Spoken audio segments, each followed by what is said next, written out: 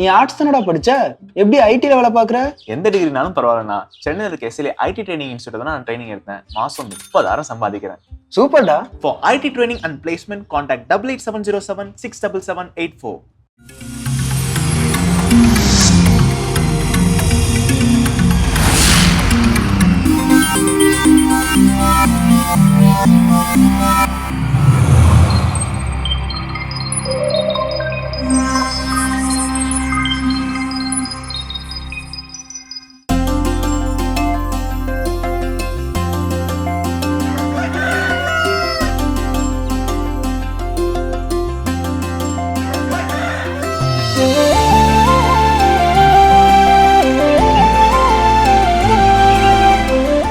மாதா தொலைக்காட்சி அன்புள்ளங்கள் அனைவருக்கும் கடவுள் வணக்கம் நிகழ்ச்சியின் அன்பான வணக்கங்கள். வணக்கம் கல்பனா, எப்படி இருக்கிறீங்க? வணக்கம் ஜோனா, நலமா இருக்கிறீங்க? எப்படி இருக்கீங்க? எல்லா நாள் போல இன்றைய நாள் மகிழ்ச்சி, உற்சாகம், சிறப்பு. நம்மளுடைய புன்னகை முகத்தை வந்து பாக்குறப்போ இறை மக்களும் புன்னகையோட நம்மள பாப்பாங்கன்ற நம்பிக்கையோட கதை சொல்ல போயிடலாம். அன்னைக்கு வந்து பாத்தீங்கன்னா லவ்வர்ஸ் டே அன்னைக்கு ஒரு பையன் இன்னைக்கா? அன்னைக்கு நீங்க கதை நடக்கிற அன்னைக்கு அன்றைய நாள் ஒரு நாள்னு வச்சுக்கோங்களேன். அப்போ லவ்வர்ஸ் டே, சரியா? அப்போ ஒரு பையன் தான் விரும்பிய பெண்ணுக்கு ரோஜா பூ கொடுக்கலாம்னு சொல்லிட்டு ரொம்ப ஆசையோட போய் அந்த பெண்ணை பார்க்க போறா. போயிட்டு அந்த பொண்ணு வந்த உடனே அந்த ரோஜா பூவை கையில கொடுக்குறான். கொடுத்தோன்னா அந்த பொண்ணுக்கு அந்த பையனை பிடிக்கல அப்படின்னு சொல்லிட்டு அந்த ரோஜா பூவை தூக்கி விசிறி அடிச்சுட்டு போயிட்டாங்க. இவன் என்ன பண்றான், ரொம்ப ஒரு சோகமா அப்படியே அந்த வழியில நடந்து வந்துட்டே இருக்கும்போது ஒரு பாட்டி வந்து ரோஜா பூ கூட ஃபுல்லா ரோஜா பூவை வித்துட்டு இருந்தாங்க. அப்ப அந்த பையனை பார்த்துட்டு, அப்பா வாப்பா இந்த ரோஜா பூ வாங்கிட்டு போய் உன் காதலிக்கு கொடுப்பா அப்படின்னு.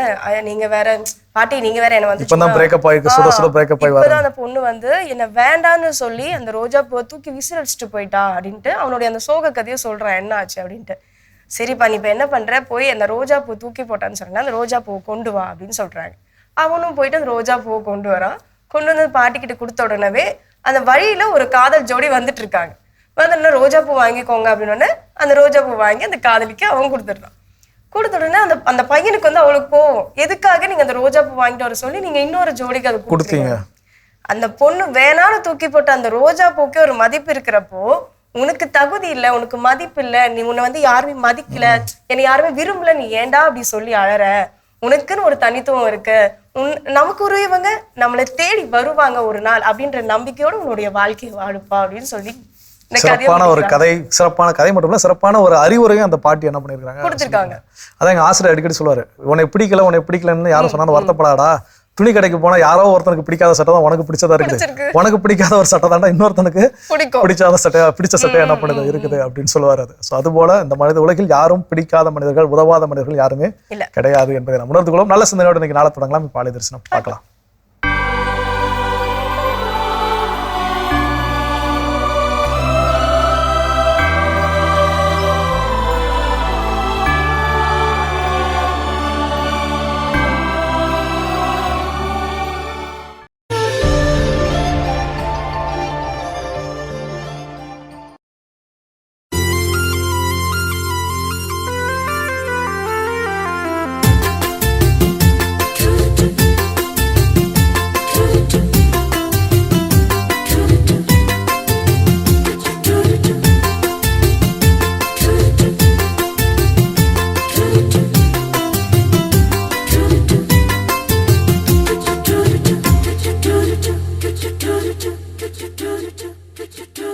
உறவு மலரும் புனித இடம் ஆலயம், உள்ளம் ஒன்று சேரும் இடம் ஆலயம்.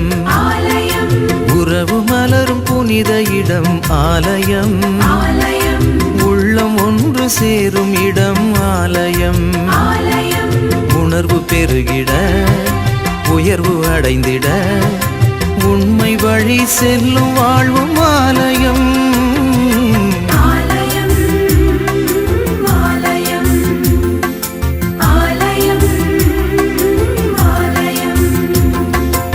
உறவு மலரும் புனித இடம் ஆலயம், உள்ளம் ஒன்று சேரும் இடம் ஆலயம்.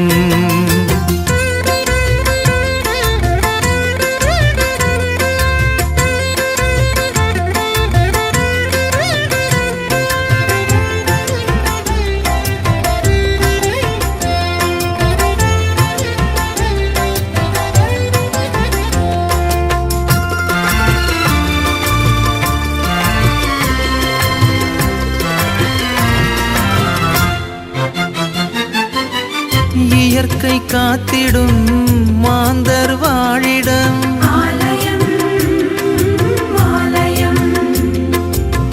பகிர்ந்து வாழ்ந்திடும் உயிர்கள் உறைவிடம்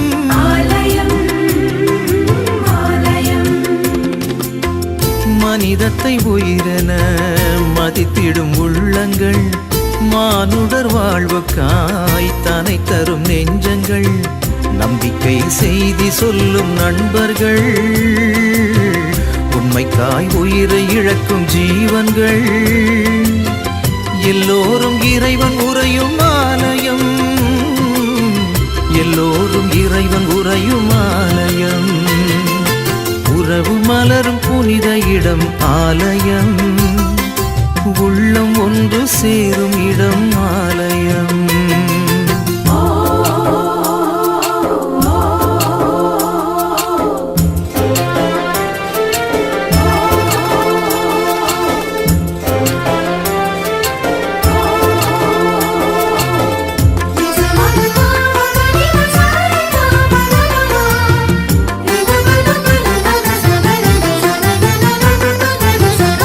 பசுமை சோலைகள் பாடும் பறவைகள்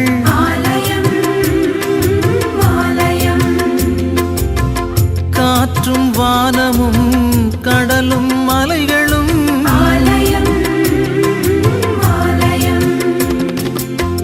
விடியலின் குரலென ஒலித்திடும் கலைகளும் கடவுளே உன் புகழ் பாடிடும் கவிதையும் நல்வார்த்தை பேசுகின்ற நாவுகள் நல்லோரின் பாதை செல்லும் பாதங்கள் எல்லாமே இறைவன் உறையும் ஆலயம் எல்லாமே இறைவன் உறையும் ஆலயம் உறவு மலரும் புனித இடம் ஆலயம் உள்ளம் ஒன்று சேரும் இடம் ஆலயம் உறவு மலரும் புனித இடம் ஆலயம் உள்ளம் ஒன்று சேரும் இடம் ஆலயம் உணர்வு பெருகிட உயர்வு அடைந்திட உண்மை வழி செல்லும் வாழ்வும் ஆலயம்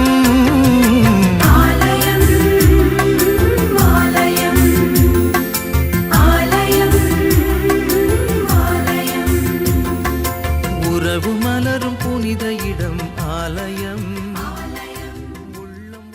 சிறப்பான ஆலய தரிசனம் நம்ம பார்த்துட்டோம் ஜோ. எஸ், இன்றைய நாள் நம்ம என்ன கற்றுக்கொள்ள போகிறோம்? ஸோ இன்னைக்கு அந்த கதை சொன்னீங்க இல்லையா? ஸோ அவங்க மேபி அந்த 2வது கப்பிள்ஸ் ஓகே அப்படின்னு அக்செப்ட் பண்ணி அந்த பூவை வாங்கிட்டு போன அந்த தம்பதி அவங்க மேபி ஹஸ்பண்ட் அண்ட் ஒய்ஃப் என்ன பண்ணிருக்கலாம், ஃபியூச்சர்ல மாறி இருந்திருக்கலாம் என்ன. ஸோ இன்னைக்கு வந்து அந்த திருமண வாழ்க்கை மகிழ்ச்சி நிறைந்ததாக இருப்பதற்கு வந்து 2 பேருக்குமே கணவன் மனைவி 2 பேருக்குமே பொறுப்புகள் அப்படிங்கிறது இருக்குது. அதுல இவங்களுக்கு தான் சம பொறுப்பு, இவங்களுக்கு ஈக்குவல் இல்லை, இவங்களுக்கு கூட இவங்களுக்கு குறை அப்படிலாம் கிடையாது. அது அந்த சூழலை பொறுத்து மாறும். சில நேரங்கள் சமமா இருக்கும், சில நேரங்கள் கூட குறையும் என்ன பண்ணும் இருக்கும். ஸோ அப்போ ஆனால் அதுக்கு சில தலைமைத்துவ பண்புகள் அப்படிங்கிறது ரொம்ப ரொம்ப முக்கியம். அது கணவனுக்கும் இருக்கணும், மனைவிக்கும் இருக்க வேண்டும். நான் பெரும்பாலும் நண்பர்கள்ட்ட பேசுறப்ப சொல்லுவோம், ஒரு ஹஸ்பண்ட் அண்ட் ஒய்ஃப் மகிழ்ச்சியான வாழ்க்கைக்கு தேவை அப்படின்னா யாரு லீட் பண்ணணும் அப்படின்னு பார்த்தா கணவர் லீட் பண்ணி போனோமா அந்த குடும்பத்தை, இல்ல மனைவி அந்த குடும்பத்தை லீட் பண்ணிட்டு போனோமான்னு கேட்டா 2மே கிடையாது. 2 பேர்ல யாராவது ஒருத்தர் லீட் பண்ணா போதுமானது. ஒண்ணு மனைவியின் பின் அவர் சொல்ல கேட்டு அவங்க சொல்றத அவருடைய ஆசைகளை அவருடைய கனவுகளை நிறைவேற்றக்கூடிய ஓகே இந்த வழியில நம்ம பயணத்தை என்ன பண்ண வாழ்க்கை பயணத்தை கொண்டு செல்லலாம் அப்படின்னு முடிவெடுக்கக்கூடிய ஒரு கணவனா இருக்கலாம். இல்ல கணவனுடைய வழியில் நான் என்ன பண்றேன் பின்பற்றி கொண்டு செல்கிறேன் அந்த கணவர். ஆனா காட்டக்கூடிய வழி என்ன பண்ணணும், கரெக்டான வழியா சரியான வழியா இருக்கணும். ஸோ அதை வந்து அந்த 2 புரிதல் இருந்துச்சுன்னா இந்த திருமண வாழ்க்கை மகிழ்ச்சி நிறைந்ததாக இருக்கும் அப்படின்னு சொல்லுவோம். ஸோ அப்போ அந்த தலைமைத்துவ பண்புகள் அப்படிங்கிறது ரொம்ப ரொம்ப முக்கியம். அப்போ முதல் பண்பு அதுல என்ன சொல்றாங்க, கணவன் மனைவி இருக்கக்கூடிய ஷேர்டு விஷன், இருவருக்குமே ஒரே மாதிரியான காமன் கோல்ஸ். அது இருக்குமா கேட்டா தெரியாது. ஏன்னா ஒவ்வொருத்தருக்கும் ஒவ்வொரு வெறுப்புகள் இருக்கும்.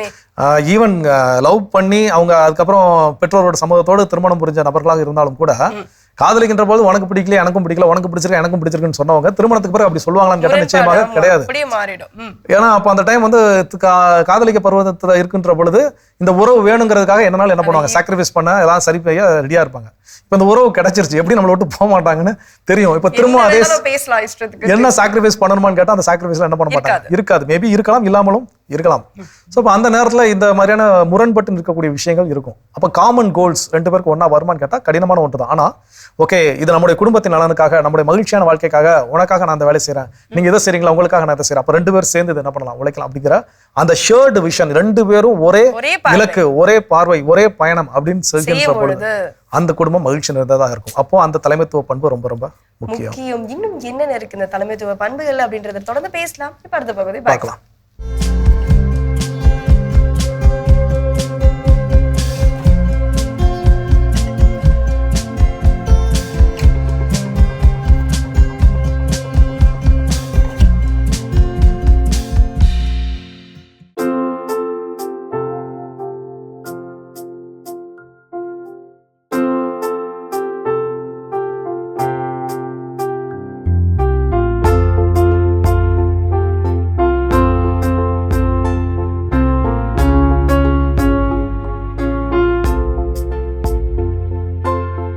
ஆண்டவர் செய்த வியத்தகு செயல்களை நினைவு கூறுங்கள், நினைவு கூறுங்கள். ஆண்டவர் செய்த வியத்தகு செயல்களை நினைவு கூறுங்கள், நினைவு கூறுங்கள். நாட்டில் அவர் பஞ்சம் வரும்படி செய்தார், உணவென்னும் 3 கோலை முறித்து விட்டார். அவர்களுக்கு முன் ஒருவரை அனுப்பி வைத்தார். யோசேப்பு என்பவர் அடிமையாக விற்கப்பட்டார். அவர்தம் கால்களுக்கு விலங்கிட்டு அவரை துன்புறுத்தினர். அவர்தம் கழுத்தில் இரும்பு பட்டையை மாட்டினர். காலம் வந்தது, அவர் உரைத்தது நிறைவேறிற்று. ஆண்டவரின் வார்த்தை அவர் உண்மையானவர் என மெய்ப்பித்தது.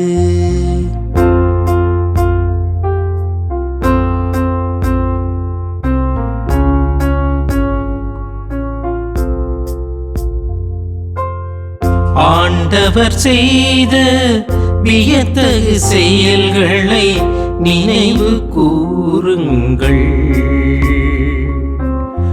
நினைவு கூறுங்கள். ஆண்டவர் செய்த வியத்தகு செயல்களை நினைவு கூறுங்கள், நினைவு கூறுங்கள். மன்னரால் அனுப்பி அவரை விடுதலை செய்தார். மக்களினங்களின் தலைவர் அவருக்கு விடுதலை அளித்தார். அவர் அவரை தம் அரண்மனைக்கு தலைவராக்கினார். தம் உடைமைகளுக்கெல்லாம் பொறுப்பாளராக ஏற்படுத்தினார்.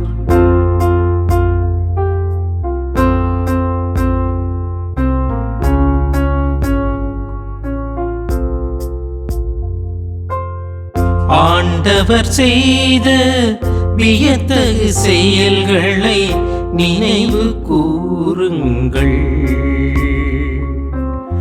நினைவு கூறுங்கள். ஆண்டவர் செய்த வியத்தகு செயல்களை நினைவு கூறுங்கள், நினைவு கூறுங்கள். மாதா தொலைக்காட்சி நேயர்களே, தினம் ஒரு திருப்பாடலில் இன்று நாம் தியானிக்க இருக்கக்கூடிய திருப்பாடல் 105.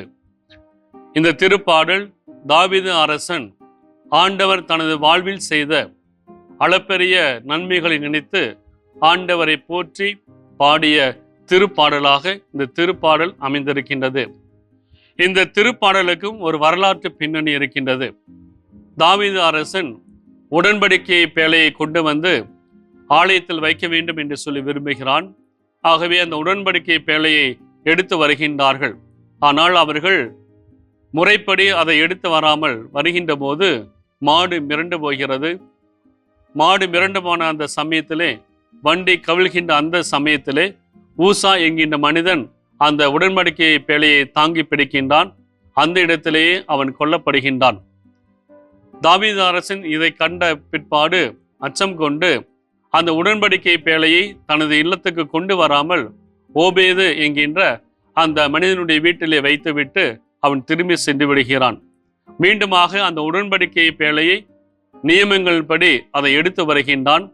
அவ்வாறு எடுத்து வருகின்ற போது உடன்படிக்கை பேழை முன்பாக தாவீது நடனமாடி ஆண்டவர் செய்த அளப்பரிய காரியங்களை குறித்து நன்றி சொல்லி பாடிய அந்த திருப்பாடல் தான் திருப்பாடல் 105. இதை குறித்து நாம் 1 குறிப்பேடு 16ஆம் அதிகாரத்திலே வாசிக்கின்றோம். இந்த திருப்பாடல் முழுவதையும் மீண்டுமாக நாம் அங்கு காணலாம். இந்த திருப்பாடல் இஸ்ரேல் மக்கள் வாழ்க்கையிலே கடவுள் என்னென்ன காரியங்களை எல்லாம் செய்தார், எந்தெந்த விதங்களில் எல்லாம் அவர்களை வழிநடத்தினார், அவருடைய மூதாதையர்களை எப்படியெல்லாம் ஆசீர்வதித்தார் என்று சொல்லி கடவுளை நினைத்து பார்த்து கடவுளுக்கு நன்றி சொல்லி போற்றி புகழ்ந்த திருப்பாடலாக அமைந்திருக்கின்றது. இன்றைய நாளில் நாம் கொடுக்கப்பட்ட திருப்பாடலின் பகுதியானது புனித யோசேப்பினுடைய வாழ்க்கையிலே கடவுள் எப்படியெல்லாம் செயல்படுத்தினார், எப்படியெல்லாம் அவரை வழிநடத்தினார், எப்படியெல்லாம் அவரை உயர்த்தினார் என்று சொல்லி சிந்தித்து ஆண்டவரை போற்றி புகழ இந்த திருப்பாடல் நமக்கு அழைப்பை கொடுக்கின்றது. அவர்கள் உணவின்றி இருந்தபோது எகிப்துக்கு இந்த யோசேப்பு அனுப்பப்பட்டார். ஆனால் அடிமையாக அனுப்பப்பட்டார். அனுப்பப்பட்ட யோசேப்பு எகிப்திலே பல்வேறு துன்பங்களுக்கு உள்ளாகின்றார். ஆகவே அங்கு அடிமையாக இருக்கின்றார். அவருடைய கால்களை சங்கிலிகளால் கட்டி அவரை சிறையில் அடைத்து வைக்கின்றார்கள். பிற்பாடு ஆண்டவரால் ஏவப்பட்டவராக இந்த அரசன் அந்த யோசேப்பை விடுதலை செய்து அந்த எகிப்துக்கு அதிபதியாக அவன் உயர்த்தப்படுகின்றான். ஆகவே கடவுள் தனது வாழ்வில் செய்த நன்மையான காரியங்களை குறித்து மட்டும் தாவீது அரசன் நன்றி சொல்லவில்லை, இறைவனை போற்றி புகழவில்லை. மாறாக இறைவன் தனது வாழ்வில் அனுப்பிய அல்லது தான் சந்தித்த துன்பங்களையும் போராட்டங்களையும் நினைத்து அந்த போராட்டங்களுடைய துன்பங்களினுடைய கடவுளுடைய வல்லமையை, கடவுளுடைய உடனிருப்பை உணர்ந்து அந்த துன்பங்கள் மத்தியில் கடவுளுடைய பிரசன்னத்தை உணர்ந்தவராக அந்த துன்பத்திற்கும் இறைவனுக்கு நன்றி சொல்கின்ற திருப்பாடலாக இந்த திருப்பாடல் அமைந்திருக்கின்றது.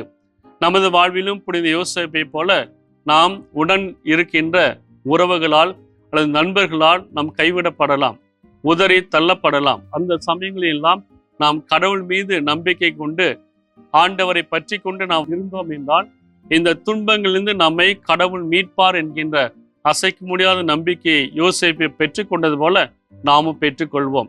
ஆனால் நமது வாழ்வில் துன்பங்கள் வருகின்ற போது ஆண்டவரை நாம் ஏறெடுத்து பார்க்கின்றோம்.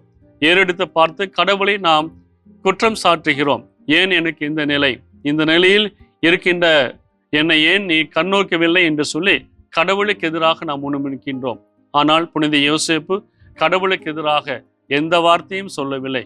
கடவுள் மீது அசைக்க முடியாத நம்பிக்கை வைத்திருந்தான். ஆகவே அந்த துன்பங்களை கடந்து ஆண்டவர் மேன்மையை காண ஆண்டவர் அவரை உயர்த்தினார். நமது வாழ்விலும் நாம் சந்திக்கின்ற துன்பங்களின் மத்தியில் ஆண்டவர் நம்மோடு இருக்கிறார். நமது பாடுகளிலும் ஆண்டவர் பங்கெடுக்கின்றார்.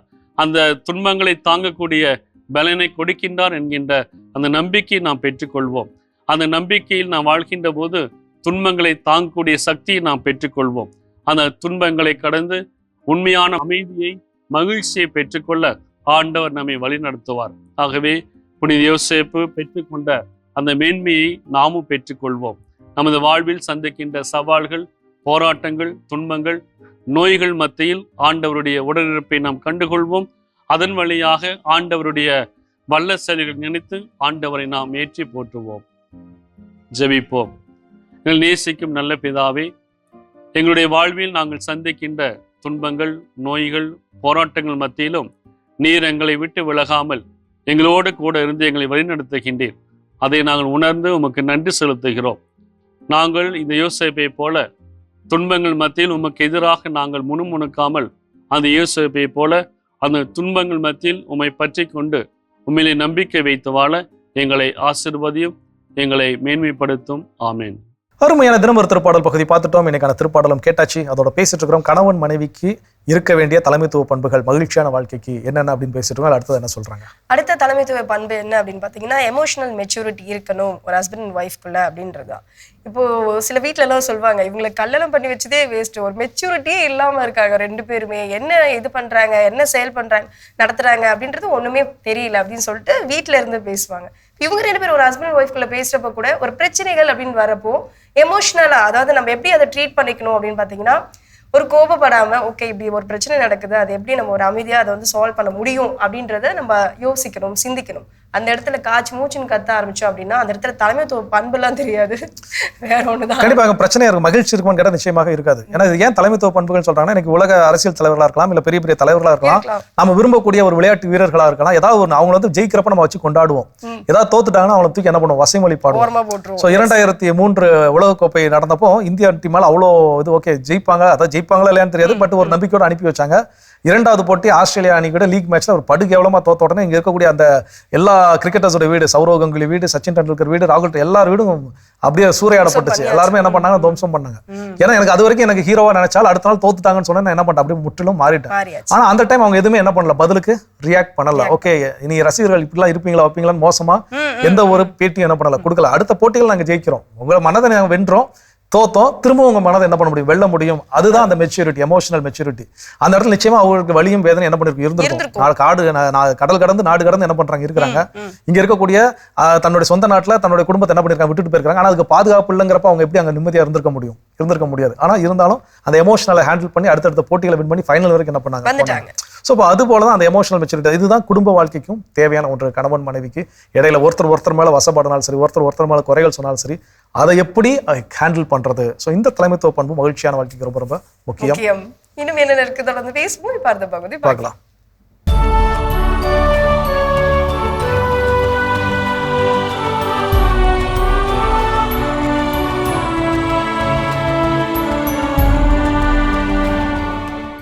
மார்ச் 6 புனித கொலட்.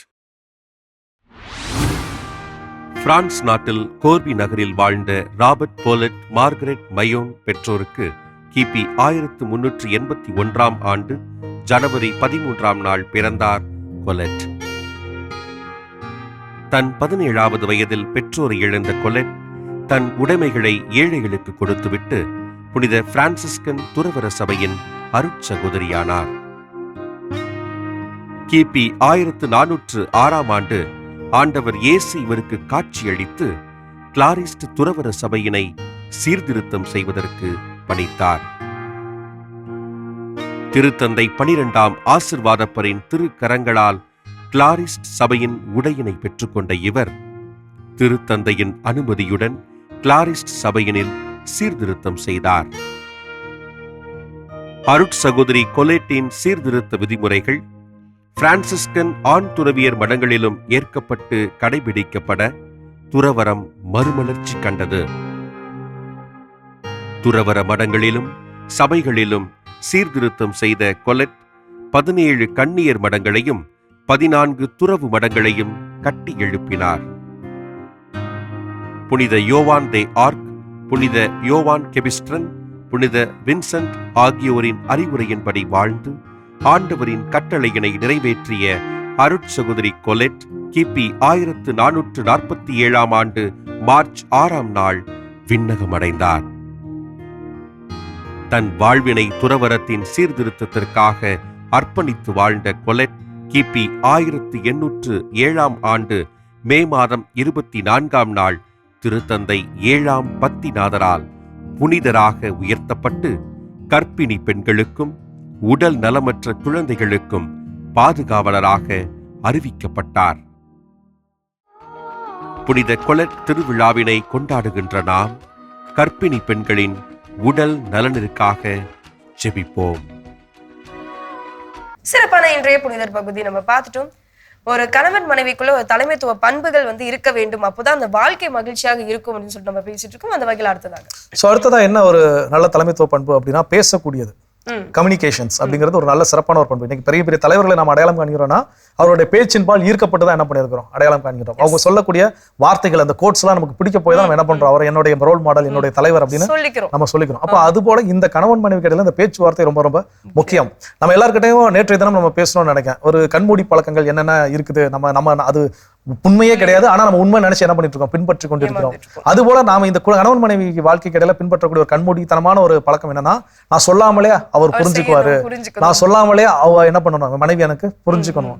அப்படி யாரும் என்ன பண்ண மாட்டாங்க, புரிஞ்சுக்க மாட்டாங்க. ஈவன் நம்முடைய பேரண்ட்ஸ், நம்முடைய பெற்றோர் கூட நம்ம முகம் வாடி இருக்கிறத பத்தி ஏன்டா வாட்டமா இருக்குன்னு வேணா கண்டுபிடிப்பாங்களே தவிர என்ன காரணத்திற்காக வாட்டமாக இருக்குன்னு அவங்களால கண்டுபிடிக்க முடியாது. ஒருவேளை மனிதன் மனதிற்குள் நினைப்பதை பிறருக்கு புரிந்து கொள்ளக்கூடிய ஒரு ஆற்றல் கடவுள் கொடுத்திருந்தாருன்னா இன்னைக்கு எல்லாருமே அடிச்சுக்கிட்டு தான் கிடப்பாங்க. யாருமே என்ன பண்ண மாட்டோம், நிம்மதியா இருக்க மாட்டோம். ஏன்னா எல்லாருமே பலவிதமான எண்ணங்கள் நமக்குள்ள ஓடுது. அப்ப அதெல்லாம் இன்னொருத்தர் காதுகளுக்கு கேட்கக்கூடிய ஒரு பவர் இருந்துச்சுன்னா கண்டிப்பா மகிழ்ச்சியா இருக்குமான்னு கேட்டா நிச்சயமாக இருக்க வாய்ப்பே கிடையாது. அது வந்து கடவுள் கொடுத்த ஒரு பொக்கிஷம். நீ நினைச்சது உனக்குள்ளே இருக்கட்டும், நீ நினைச்சது உனக்குள்ளே இருக்கட்டும். அப்போ இந்த சொல்லாமல் புரிந்து கொள்ளப்படுவது அப்படிங்கிற ஒரு விஷயம் கிடையவே கிடையாது. அப்போ பேசவன் கிளியர். அதாவது ஒரு சில அசம்ஷன்ஸ். நம்ம சில நேரங்கள்ல ஒரு காணொலி காட்சி ஒன்று பார்த்தேன். ஒரு கணவன் மனைவி ஃபோன் பண்றாங்க, 2 பேரும் வேற வேற இடத்துல இருக்கிறாங்க, டிஸ்டன்ஸ்ல இருக்கிறாங்க. அந்த கணவர்கிட்ட ஆஃபீஸ் எல்லாம் போயிட்டு வந்தாச்சு, அந்த மனைவி கேட்கறாங்க, ஆமா போயிட்டு வந்தாச்சு. நீ போயிட்டு வந்துட்டியா? போயிட்டு வந்துட்டேன். சரிம்மா எனக்கு டயர்டா இருக்கு, நான் தூங்குறேன்னு அவர் என்ன பண்றாரு, தூங்க போறாரு. இந்த பெண்மணி வழக்கமா இப்படி போனை வைக்க மாட்டேங்கிறாரு, இன்னைக்கு என்ன சீக்கிரமா போனை வச்சிட்டாரு, ஒருவேளை என் மேல அவருக்கு விருப்பம் இல்லாம போயிருச்சா, என் மேல ஈடுபாடு இல்லாம போயிருச்சா, உங்களுக்கு என்ன ஆகுது, அப்படியே ஒரு ஓவர் திங்கிங் போகுது. இவர் இந்த பக்கம் இருக்கக்கூடிய அந்த ஷார்ட்ஸ், இந்த அனிமேஷன் ஒரு மூவி, அப்போ அந்த அனிமேஷன் ஷார்ட் இவர் காட்டுறப்ப இவர் சொல்றாரு, அவர் தூக்கத்திலே புலம்புறாரு, I love my wife very much, எனக்கு அவளை ரொம்ப பிடிச்சிருக்கு அப்படின்னு இவர் என்ன பண்றாரு, புலம்புறாரு. அப்ப இது ரெண்டுக்கும் இடையில வந்து ஒரு பாட்டியம்மா வந்து தீம் மெசேஜ் சொல்றாங்க. இந்த அசம்ஷன் தான் இன்னைக்கு குடும்ப வாழ்க்கை கூட மிகப்பெரிய பிரச்சனை. அதை நீங்க என்ன பண்ணுங்க, பேசுங்க. உண்மையாவே வர காலைல எந்திரிச்சிட்டு ஏங்க இப்படி நேற்று நைட்டு பேசாம போயிட்டீங்க, ஒருவேளை என் மேல ஈடுபாடு குறையதா, என்ன பண்ணுங்க, கேளுங்க. கேட்டுட்டீங்கன்னா ஈஸியா ஆயிரும், அதை சால்வ் பண்ண முடியும். ஸோ அப்போ அந்த கம்யூனிகேஷன் அப்படிங்கிற தலைமைத்துவ பண்பு ரொம்ப ரொம்ப முக்கியம். கிளியர் கம்யூனிகேஷன் வேணும் ஹஸ்பண்ட் ஒய்ஃப்குள்ள அப்படின்றத நம்ம புரிஞ்சுக்கிட்டோம். இன்னும் தொடர்ந்து பேசலாம். பார்த்த பகுதி பார்க்கலாம்.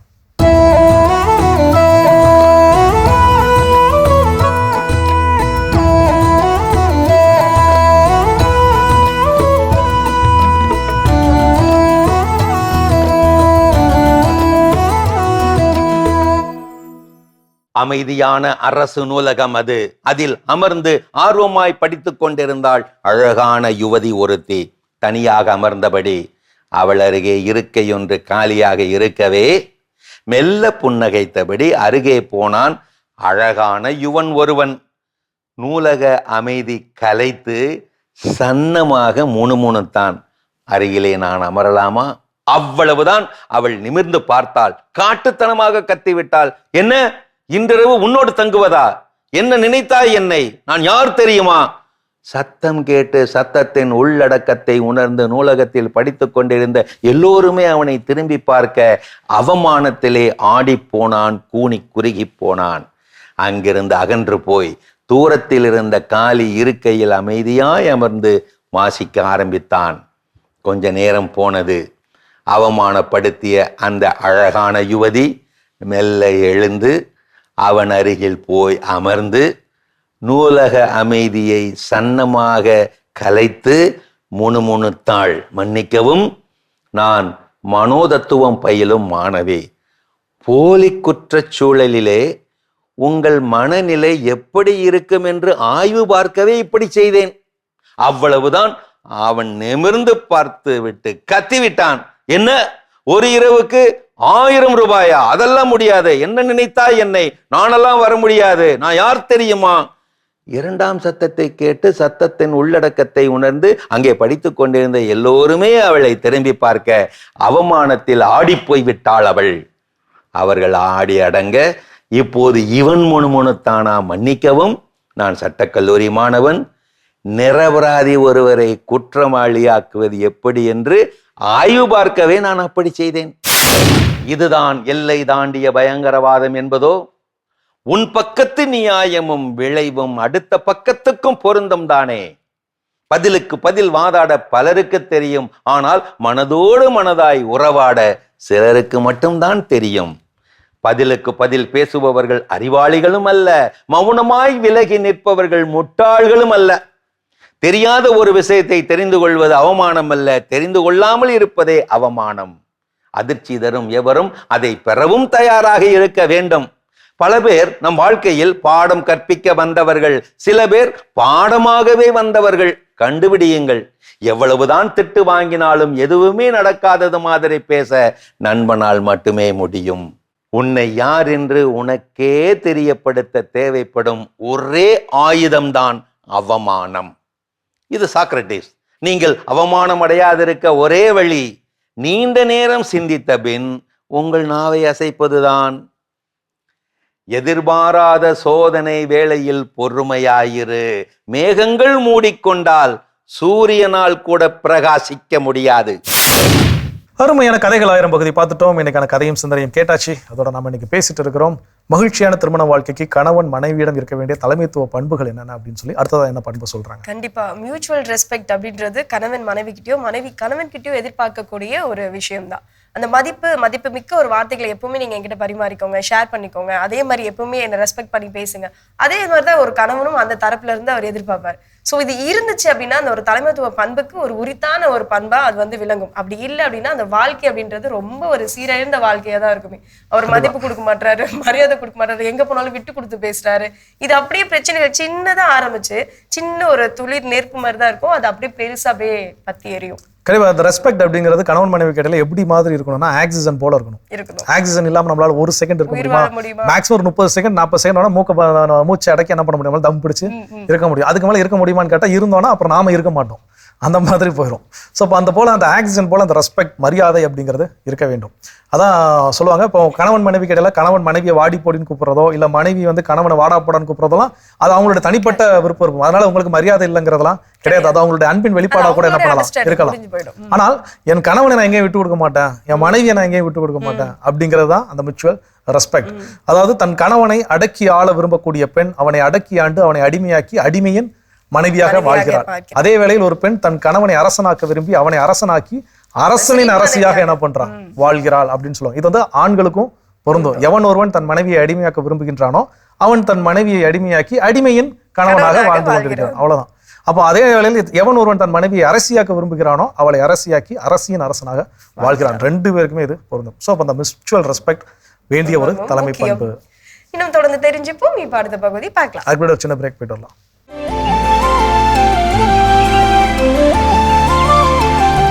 நிகழ்ச்சிகள் உங்களை மீண்டும் அன்புடன் வரவேற்கின்றோம். நீங்கள் பார்த்து கொண்டிருப்பது மாதா தொலைக்காட்சியின் கடவுள் வணக்கம். சிறப்பான நாளில் மகிழ்ச்சியா பேசிட்டு இருக்கிறோம்.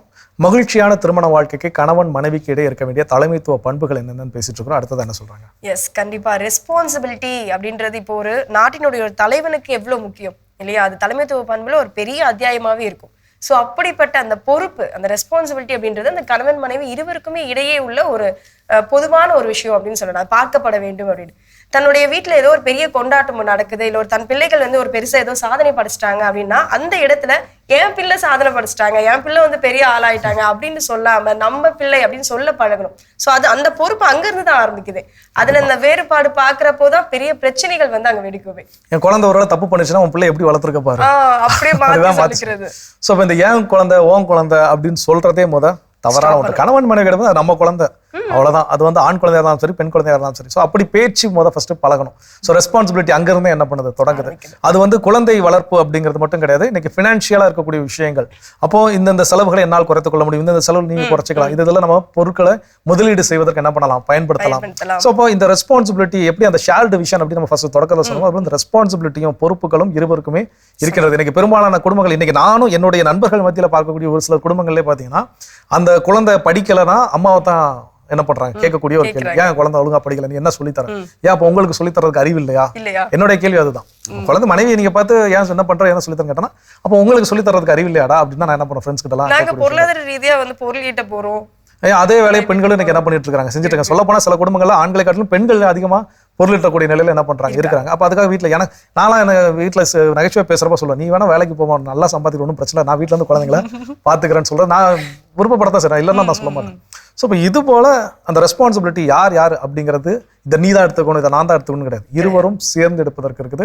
2 பேருக்குமே அந்த பொறுப்புகளை உணர்ந்திருக்க வேண்டும். இதுல ஏன் பிள்ளை ஓம் பிள்ளை, இது என்னுடைய பணம், இது உன்னுடைய பணம் அப்படிங்கிற எண்ணங்கள் இருக்க கூட. ஒருவேளை இருந்துச்சு அப்படின்னா அங்க மகிழ்ச்சி இருப்பான்னு கேட்டா நிச்சயமா என்ன இருக்காது. இப்படி ஒரு வார்த்தைக்கு ஃபர்ஸ்ட் அங்க இடம் இருக்க கூடாது, அவ்வளவுதான். மீண்டும் தொடர்ந்து பேசலாம். இப்ப அடுத்த பகுதி பார்க்கலாம்.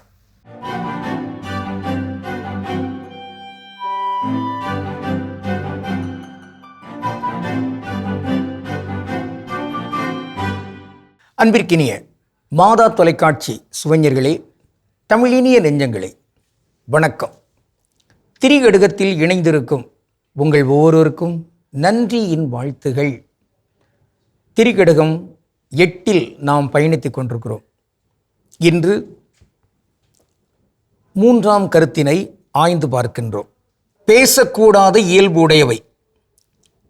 தொல்லையுள் தோன்றும் குடிமையும் தொக்கு இருந்த நல் அவையுள் மேம்பட்ட கல்வியும் வெல் சமத்து வேந்து உவப்ப அட்டு ஆர்ந்த வென்றியும் இம்மூன்றும் தாம் தம்மை கூறா பொருள்.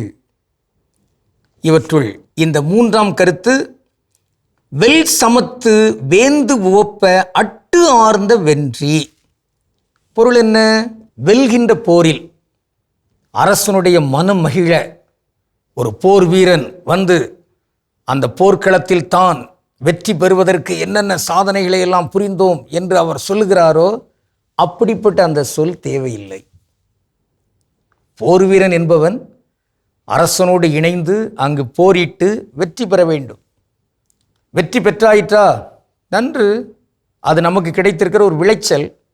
நாம் மேற்கொண்ட அந்த முயற்சிக்கு அது ஒரு உயரிய ஒரு விளைவு, அவ்வளவுதான்.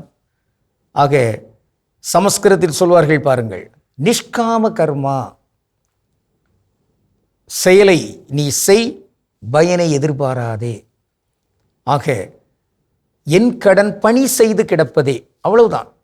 பணியை நான் செய்கிறேன், அந்த பணியை செய்கையில் எனக்கு மன நிறைவு, அவ்வளவுதான். வேறு அதில் எந்த வகையான அந்த புகழை தேடுகின்ற அந்த ஒரு தன்மை இங்கு தேவையில்லை.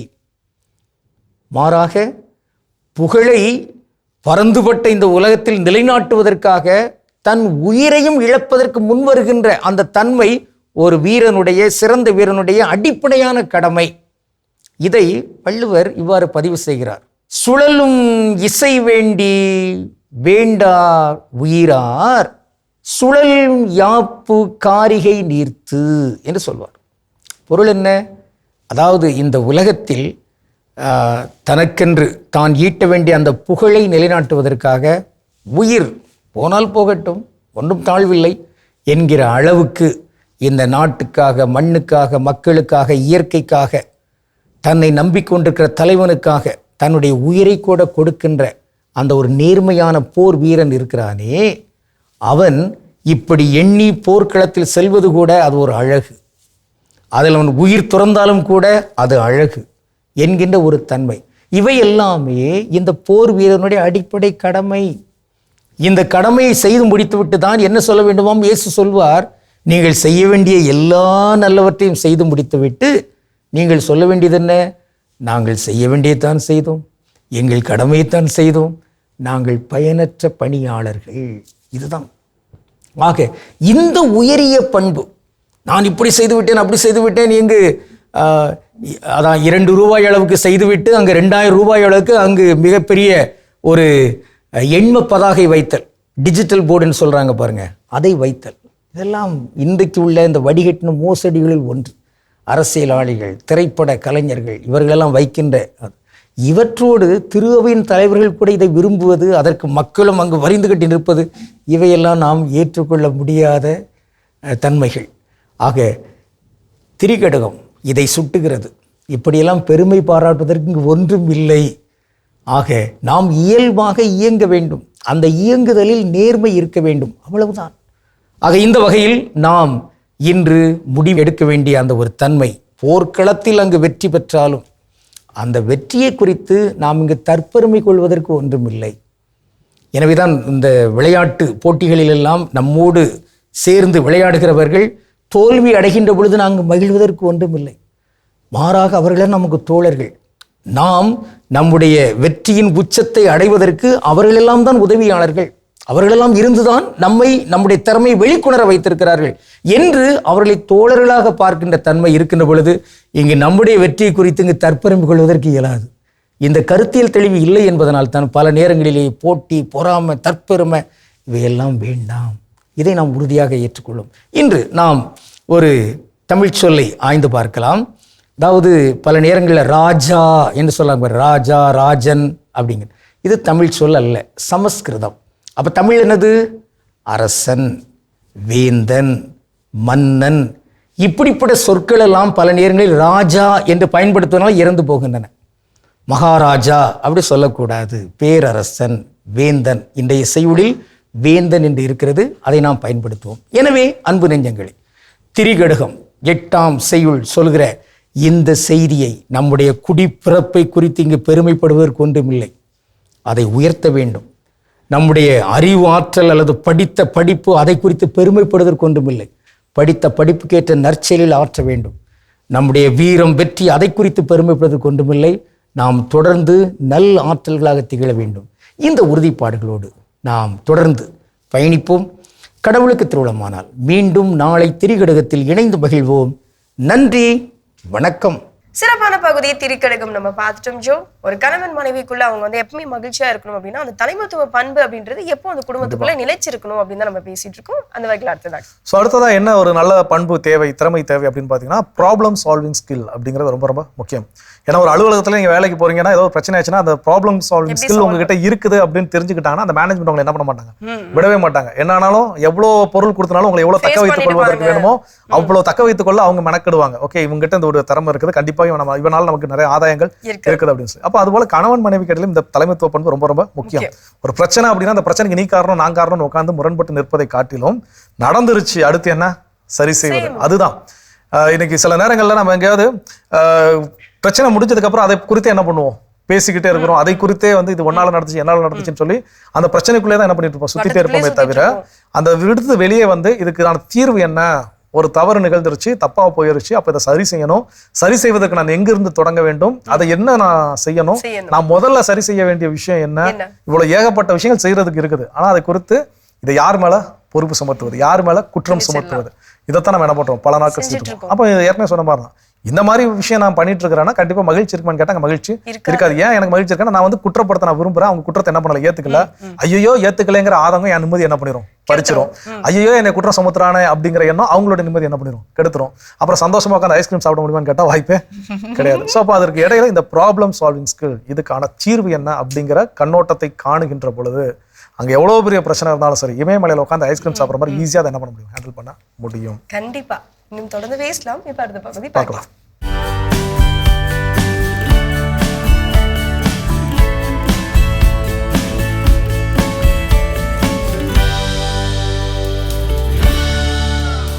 இணைய பெண். இணையமும் சமூக ஊடகங்களும் இன்றைய பெண்களுக்கு ஆபத்தா, வாய்ப்பா? இன்றைய உலகம் பெண்களின் சக்தியை வெளிப்படுத்தும் மேடையாக முடியுமா? பெண்களின் கனவுகள், குரல்கள், கதைகள், போராட்டங்கள் இணைய உலகில் அர்த்தம் பெறுகிறதா? இணைய குற்றங்கள் மற்றும் இணைய வியாபாரங்கள் பெண்களை குறிவைத்தே நடப்பது உண்மைதானா? வாருங்கள், இதற்கான தெளிவை வலை உலகத்தில் அருள்வாக்கின் ஒளியில் தேடுவோம். அருள்வாக்கு பகுதி யோவான் 4:1-42. சமாரியாவில் உள்ள சிக்கார் எனும் ஊருக்கு இயேசு வந்து சேர்ந்தார். பயணத்தால் களைப்புற்றிருந்த இயேசு கிணற்று ஓரமாய் அமர்ந்தார். அப்போது ஏறக்குறைய நண்பகல். அவருடைய சீடர் உணவு வாங்குவதற்காக நகருக்குள் சென்றனர். சமாரிய பெண் ஒருவர் தண்ணீர் முள்ள வந்தார். இயேசு அவரிடம், குடிக்க எனக்கு தண்ணீர் கொடும் என்று கேட்டார். அச்சமாரிய பெண் அவரிடம், நீர் யூதர், நானோ சமாரிய பெண், நீர் என்னிடம் குடிக்க தண்ணீர் கேட்பது எப்படி என்று கேட்டார். ஏனெனில் யூதர்கள் சமாரியரோடு பழகுவதில்லை. இந்த விவிலிய நிகழ்வில் இயேசு கிணற்றடியை ஒரு ஊடக மேடையாக பயன்படுத்தினார். ஆனால் ஒரு பெண் தனிமையில் ஒரு ஆணிடம் பேசுவதை வியப்போடு பார்க்கும் சமூகத்தை போல இயேசுவின் சீடர்கள் சமாரிய பெண்ணோடு பேசிக் கொண்டிருந்த இயேசுவை வியப்போடு பார்க்கின்றனர். ஆனால் இயேசு அதை ஒரு பொருட்டாக கொள்ளவில்லை. பொதுவாகவே கிணறு என்பது மக்கள் சந்திக்கும் இடம், தகவல் பரிமாற்ற மையம், உறவு உருவாகும் இடம். இதை நன்கறிந்து கொண்ட இயேசு சமாரிய பெண்ணை ஏதோ நற்செய்தி கேட்பவராக மட்டுமல்ல, அவரை நற்செய்தி அறிவிப்பாளராகவும் மாற்றுகிறார். இந்தியா சுதந்திரம் பெற்று பல ஆண்டுகளான பிறகும் பெண்கள் மீது நாம் கொண்டிருக்கும் பார்வை மட்டும் இன்று மாறவே இல்லை. உடலில் நகை அணிந்து கொண்டு இன்று பெண் ஒருவர் சாலையில் நடந்து செல்ல முடிவதாக இருக்கலாம். ஆனால் சமூக வலைத்தளங்களில் தன் உண்மை பெயரை கொண்டு தான் சொல்ல விரும்புகின்ற கருத்தை பயமில்லாமல் சொல்ல முடிவதில்லை. ஒரு பெண் கருத்து ஒன்றை சொல்கிறாள் என்பதற்காக மட்டுமல்ல, ஒரு பெண் சமூக ஊடகங்களில் இருக்கிறாள் என்பதற்காகவே அவள் பலரால் பல்வேறு சீண்டல்களுக்கு உள்ளாக்கப்படுகிறாள். இன்று பெண்கள் அதிகமாக வேலை வாய்ப்புக்காக, கல்விக்காக, பொருட்களை சந்தைப்படுத்துவதற்காக, தகவல் பரிமாற்றம் மற்றும் பொழுதுபோக்கிற்காக இணையத்தை பயன்படுத்துகின்றனர். சாத்வா கன்சல்டிங் என்ற நிறுவனம் 2021 ஆண்டு வெளியிட்ட அறிக்கையின்படி 2019 ஆண்டு வரை இந்தியாவில் 23 மில்லியன் பெண்கள் இணையத்தை பயன்படுத்துகின்றனர். இது இணையம் பயன்படுத்தும் இந்திய ஆண்களை விட 34% குறைவு ஆகும். சமீபத்தில் மீ டூ என்ற இணையவழி இயக்கம் பெண்களுக்கு எதிரான பாலியல் அத்துமீறல்களை இணையத்தில் அரங்கேற்றியது. இதனால் ஆத்திரமடைந்த பெரும் புள்ளிகள் இணையத்தில் குரல் எழுப்பிய பெண்களின் குரல் வளையை நெரிக்க பாலியல் மற்றும் தரக்குறைவான கருத்துக்களை சமூக ஊடகங்களில் கட்டவிழ்த்து விட்டனர். இது போன்ற கருத்து மோதல்களாலும் தொடர் சீண்டல்களாலும் பாதிக்கப்பட்ட பல பெண் இன்ஃப்ளூயன்சர்கள் இன்று தற்கொலை செய்து கொள்கின்ற நிலையில் இருக்கின்றார்கள். இதனால் இணையத்தை பயன்படுத்தும் பெண்கள் அத்தளத்தில் இருந்து தங்களை விடுவித்துக் கொள்கின்ற சூழல் உருவாகி பெருமளவில் டிஜிட்டல் மற்றும் பாலின பிளவு உருவாகின்றது. இது இணையத்தில் பெண்களுக்கான வாய்ப்பை பறிப்பதோடு அவர்களுக்கான பாலின சமத்துவத்தை கேள்விக்குள்ளாக்குகிறது. இணையத்தில் பெண்களின் பங்கேற்பை அதிகரிக்க இணைய பாதுகாப்பை உறுதி செய்ய வேண்டும். இணைய பகுப்பாய்வு மற்றும் இணைய குற்றங்கள் பற்றிய விழிப்புணர்வு எல்லா நிலையினருக்கும் கொடுக்கப்பட வேண்டும். இணையத்தில் பெண்ணிய பார்வையும் பெண்ணை போற்றும் கருத்துருவாக்கமும் அதிகரிக்கப்பட வேண்டும். இணைய குற்றங்களுக்கு எதிரான வலுவான சட்டங்கள் வரையறுக்கப்பட வேண்டும். பெண்கள் ஆன்லைனில் கேலி செய்யப்படுவதோ அல்லது பின்தொடரப்படுவதோ பெரும் மன உளைச்சலை ஏற்படுத்தும் என்ற நிலையில் உடனடியாக அவர்கள் பிளாக் அல்லது அன்ஃபாலோ செய்யும் வசதியை பயன்படுத்த வேண்டும். National cyber crime reporting portal ஏதேனும் சைபர் குற்றங்கள் நடந்தால் www.cybercrime.gov.in என்னும் இணையத்திலே அவர்கள் புகார் அளிக்கலாம். அல்லது உதவி எண் இந்தியாவில் சைபர் குற்றத்திற்காக 1930 என்ற உதவி எண்ணை தொடர்பு கொள்ளலாம். செயற்கை நுண்ணறிவு மூலம் ஒருவரின் முகத்தை மாற்றி உருவாக்கும் டீப் ஃபேக்ஸ் பற்றி பெண்கள் அறிந்திருக்க வேண்டும். இது போன்ற குற்றங்கள் நடந்தால் தயங்காமல் புகார் அளிக்க வேண்டும். பெண் உடல் சார்ந்த அரசியல், பெண் உடல் சார்ந்த விளம்பர யுக்தி, பெண் உடல் சார்ந்த ஆன்மீகம், பெண் உடல் சார்ந்த வியாபாரம், பெண் உடல் சார்ந்த ஒழுக்க நெறிகள், பெண் உடல் சார்ந்த ஆபாசம் போன்ற பெண்களுக்கு எதிரான வன்மங்கள் இணையத்தில் பிரதான பக்கங்களை ஆக்கிரமித்திருப்பது பெண்களுக்கு எதிரான வன்முறையே. இயேசுவோடு கிணற்றில் தொடங்கிய உரையாடல் சமாரிய பெண்ணை மட்டுமல்ல ஒரு நகரத்தை மாற்றியது போல இணையத்தில் தொடங்கும் உரையாடல் ஒரு சமூகத்தை மாற்ற முடியாதா? இது வலை உலகம் 360 டிகிரி டிஜிட்டல் உலகிற்கான உங்கள் அகராதி.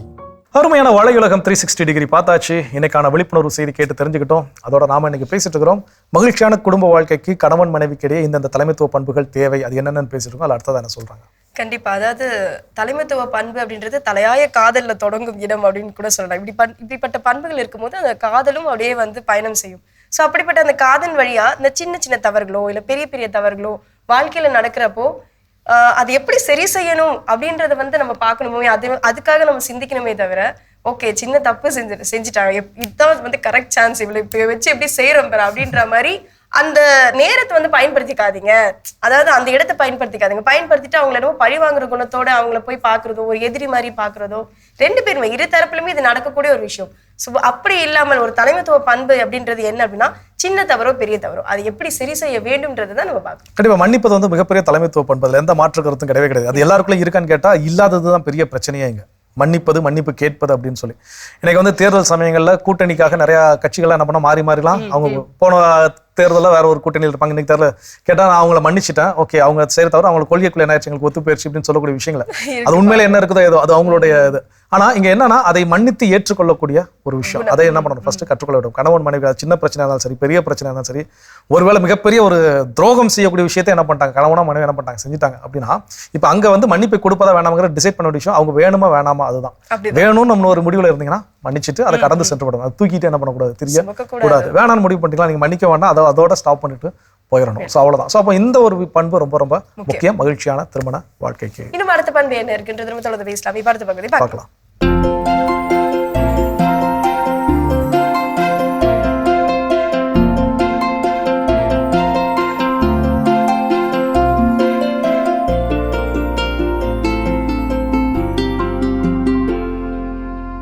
அனைவருக்கும் வணக்கம். இன்றைய பதிவில் நம்ம பார்க்க போகிற விஷயம் என்னென்னா, இந்த பலா சாகுபடியில், பலா மரம் சாகுபடியில் தமிழ்நாடு ஃபுல்லாக வீட்டில் பலா மரம் வச்சுருந்தாலும் சரி, தோட்டத்தில் வச்சுருந்தாலும் சரி, எல்லோரும் என்ன சொல்கிறோம் அப்படின்னா, காய் சின்னதாக வருதுங்க, கை நீளத்துக்கு வருது, வந்தோடனே அப்படியே அந்த கருப்பாகி அது மேலே பூஞ்சை படிஞ்ச மாதிரி ஆகி கீழே விழுந்துடுது.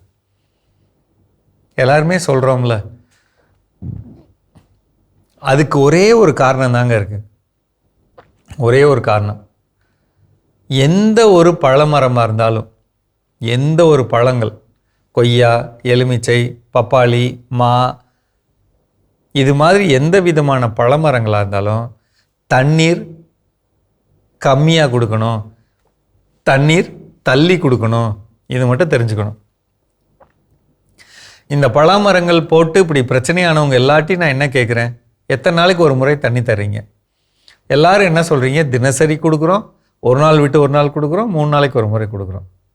இந்த பயிரை பொறுத்தவரை தயவுசெய்து புரிஞ்சுக்கோங்க, பலாமரம்ங்கிறது ஏன் பண்ருட்டியில் அதிகமாக விளையுது, ஏன் புதுக்கோட்டையில் ஆலங்குடியில் அதிகமாக விளையுது, ஏன் மலைப்பகுதிகளில் மட்டும் அதிகமாக விளையுது அப்படின்னா, அந்த கேள்விக்குள்ள பதில் என்னென்னா, அங்கெல்லாம் தண்ணியே கிடைக்காது. அதனால தான் அது டேஸ்ட்டாக இருக்கும். தண்ணி இருந்தால் பூக்காது, தண்ணி இருந்தால் பூ கெட்டு போயிடும், கீழே விழுந்துடும், காய் கெட்டு போயிடும், நீர் சத்து வந்துடும். ஒரு பழம் உங்களுக்கே தெரியும், 10லேருந்து 20 கிலோ அளவு இருக்கும். அது ஒரு மரத்தில் ஒரு 30 அடி உயரத்தில் தொங்கிட்டு இருக்குன்னா, அது பிடிச்சிக்கிற அளவு சத்து இருந்தால் தான் அங்கே நிற்க முடியும். தண்ணி கொடுத்து லூஸ் ஆகி பஞ்சு மாதிரி ஆயிடுச்சுன்னா அந்த வெயிட் வருமா? கீழே விழுந்துடாதா? சத்து கொடுக்கறதுக்கு இப்போ நான் உட்காந்துருக்கேன் அப்படின்னா, என் முதுகு எலும்பு நேராக இருக்குது அப்படின்னா, அதுக்கு என்ன முக்கியம்? சுண்ணாம்பு சத்து முக்கியம், கால்சியம் சத்து முக்கியம், சாம்பல் சத்து முக்கியம், புரோட்டீன் சத்து முக்கியம். அதுக்கு தான் நான் என்ன சொல்கிறேன், ஒவ்வொரு பலா மரத்துக்கும் மரத்துலேருந்து ஒரு 6 அடி தள்ளி மண்ணை தோண்டி, கிழக்கு மேற்கு வடக்கு தெற்கு 4 தோண்டுங்க. சாம்பல் 2 கிலோ அல்லது 3 கிலோ சாம்பல் வைங்க. ஒன்று சுண்ணாம்பு, செவுத்து கிடைக்கிற சுண்ணாம்பு இருக்கா, 100 கிராம் வைங்க.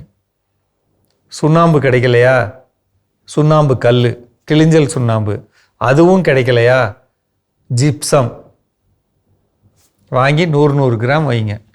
மூடுங்க, தண்ணி கொடுங்க. கவனம். அதே நேரத்தில் இன்னொரு முக்கியமாக என்ன சொல்கிறீங்க அப்படின்னா, எனக்கு அதிகமான காய்கள் வருது, எல்லாமே சின்னதாக இருக்குது காய். அப்போ நம்ம என்ன செய்யணும் அப்படின்னு சொன்னால், காய்கள் சின்னதாக இருக்குன்னா பெருக்கணும்னா தேவையில்லாத காய்களை வெட்டி எடுத்துடணும், குறைவான எண்ணிக்கையை வச்சுக்கணும். அந்த குறைவான எண்ணிக்கையில் உள்ள காய்களுக்கு வேணுங்கிற சத்துக்களை கொடுத்து அது பெருசு பண்ணணும். அதில் முக்கியமானது எந்தெந்த சத்துக்கள்லாம் கொடுத்தோம்னா பெருகுமோ அந்த விஷயத்த பண்ணணும். உதாரணத்துக்குங்க, பலா மரங்கள் வீட்டில் வச்சுருந்தா ஒரு 20 லிட்டர் தண்ணியில் 50 கிராம் பெருங்காயம் அதை கலந்துக்கணும். 50 கிராம் பெருங்காயம் கலந்துக்கணும். இதை கொடுத்தாலே நல்லதுங்க. அடுத்து 2வது, வாய்ப்பு கிடைக்கிறப்ப பாஸ்வோ பாக்டீரியான்னு ஒரு திரவம் இருக்குது, அந்த திரவத்தை உபயோகப்படுத்திக்கலாம். அல்லது கடலை புண்ணாக்கு ஒரு மரத்துக்கு 1 கிலோ தண்ணியில் கரைச்சி மரத்தை சுற்றி ஊற்றி விட்டணும். அல்லது எள்ளு புண்ணாக்கு, இந்த காலத்தில் அது முக்கியங்க. இதை கொடுத்தீங்கனாலே ஆரம்ப காலத்தில் இந்த பூ காயாக மாறுற இந்த திடம் அதிகரிக்கும்.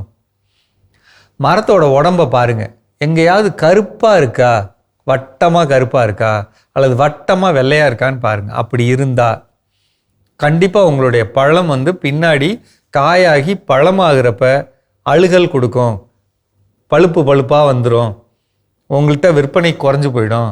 அதை சரி பண்ண ஒரு தடவையாவது பக்கத்தில் இருக்க அக்ரி ஆஃபீஸ்க்கு போய் அந்த சூடோமோனாஸ் அப்படிங்கிற திரவம் அது வாங்கிட்டு 100 லிட்டருக்கு 1 லிட்டர் கலந்து 100 லிட்டருக்கு 1 லிட்டர் கலந்து 1 கிலோ நாட்டு சர்க்கரை கலந்து ஒரு நாள் வச்சுருந்துட்டு, அல்லது மீனமிலம் கலந்து ஒரு நாள் வச்சுருந்துட்டு மரத்தோட உடம்புல ஸ்ப்ரே பண்ணணும். பவர் ஸ்ப்ரேயரில் இப்படி அடிச்சு விடணும்.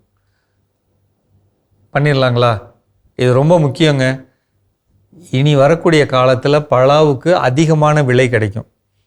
நம்ம குறிப்பிட்டு கவனம் கொடுத்து வளர்க்கணும். இன்னும் உங்களுக்கு சந்தேகங்கள் இருந்தால் கீழே நம்பரில் கேளுங்க, நான் உங்களுக்கு சொல்கிறேன். சரிங்களா? மீண்டும் சந்திப்போம்.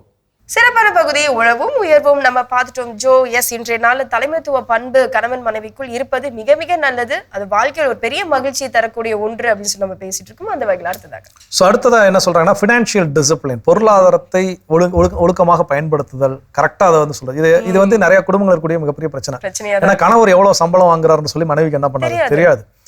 இது ஏன் அப்படின்னா, கணவர் வந்து சம்பளத்தெல்லாம் வெளியே என்ன பண்ணக்கூடாது அதாவது ஒரு இதுக்குன்னு ஒரு மித்து ஒன்று சொல்லியே வச்சிருக்காங்க. பெண்கள் கிட்ட வயதையும் ஆண்கள் கிட்ட சம்பளத்தையும் ஊதியத்தை என்ன பண்ணக்கூடாது, கேட்கக்கூடாதுன்னு சொல்லிருக்கீங்க. இதுல கேட்டா என்ன பிரச்சனை வரும் எனக்கு ஒன்றும் தெரியல. ஸோ அப்போ இந்த ஊதியத்திற்கு ஏற்றாற்போல் இதுதான் என்னுடைய வருமானம். இந்த வருமானத்திற்கு ஏற்றாற்போல் நான் என்னுடைய வாழ்க்கையை எப்படி அமைத்துக் கொள்வது. இன்னைக்கு நம்ம அம்மா அப்பாலாம் ஒரு குடும்பமா உருவாகி நிற்கிறாங்கன்னா, அப்பாவுடைய வருமானம் என்னங்கிறது அம்மாவுக்கு தெரிந்து அந்த வருமானத்திற்கு ஏற்றாற்போல எப்படி குடும்பம் நடத்துவது. தாத்தா பாட்டிக்கு காலத்துல அது நடந்துச்சு. தாத்தாவுடைய வருமானம் என்னன்னு பாட்டிக்கு தெரிஞ்சனாலதான் அங்க 7 குழந்தை இருந்தாலும் சரி, 13 குழந்தை இருந்தாலும் சரி, 2-3 குழந்தை எல்லாத்தையும் வளர்த்ததுக்கு அவங்களால என்ன பண்ண முடிஞ்சது. சோ அப்ப இன்ற அளவில் என்ன பண்றோம்னா, அந்த பொருளாதார நம்முடைய ஊதியத்தை மறைத்து வைப்பதனால் எவ்வளவு வருது, எவ்வளவு செலவு பண்றோம், எவ்வளவு சேமிக்கிறோம் எதுவுமே யாருக்கும் தெரியாது. இன்னைக்கு பல குடும்பங்கள்ல இன்றளவு இருக்கக்கூடிய விஷயங்கள், கணவனும் மனைவி வேலைக்கு போறாங்க, இவங்க எவ்வளவு சம்பாதிக்கிறாங்க அவங்களுக்கு தெரியாது, அவங்க எவ்வளவு சம்பாதிக்கிறாங்கன்னு இவங்களுக்கு தெரியாது, 2 பேரும் எவ்வளவு சேமிக்கிறோம்னு தெரியாது, எவ்வளவு செலவழிக்கிறோம்னு தெரியாது. அப்போ இந்த மாதிரியான இருக்கின்ற பொழுது அங்க ஓகே அந்த டயத்துக்கான மகிழ்ச்சி. இப்போ ஒரு சுற்றுலா செல்லணும், திடீர்னு ஒரு 20,000-30,000 தேவைப்படுதா, ஓகே கடனுடன் வாங்கி சுற்றுலா என்ன பண்றோம், போயிட்டு வந்துட்டோம், ஓகே சந்தோஷம், நல்லது. அந்த ஒரு 2 நாள் 3 நாள் மகிழ்ச்சி. ரிமைனிங் அதுக்கு இஎம்ஐ கட்டுறது இருக்குது, அந்த பணத்தை திருப்பி செலுத்துவது இருக்குது. ஸோ அப்போ இதெல்லாம் என்னன்னா, இந்த பொருளாதாரத்தை குறித்து இருவரும் புரிதல் இல்லாமல் புரிந்துகொள்ள, ஒருத்தர் மற்றவங்கள்ட்ட ஷேர் பண்ணாம இருக்கக்கூடிய பிரச்சனை. அப்போ இந்த ஃபினான்ஷியல் டிசிப்ளின், இது வருமானம், இதை செலவு பண்ண போறோம், அதை செய்யறோம் அப்படிங்கிற தெளிவான திட்டமிடுதலோடு பயணிக்கக்கூடிய குடும்பம் எப்போதும் மகிழ்ச்சியாக குடும்பமா இருக்கும். இன்னும் தொடர்ந்து இதை பத்தி பேசுவோம். இப்ப அடுத்த பகுதி பார்க்கலாம்.